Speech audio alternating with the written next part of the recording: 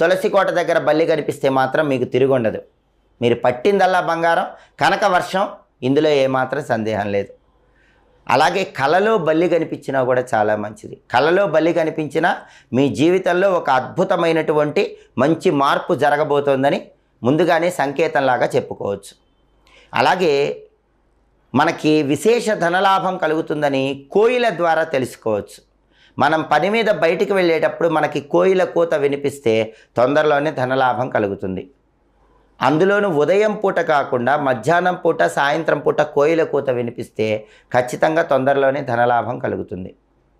అలాగే మనం ముఖ్యమైన పని మీద బయటికి వెళ్ళేటప్పుడు ఎవరైనా చీపురుతో చిమ్ముతున్నట్లు కనిపించిందనుకోండి, అది కూడా కార్యసిద్ధికి సంకేతం, ధనలాభానికి సంకేతం.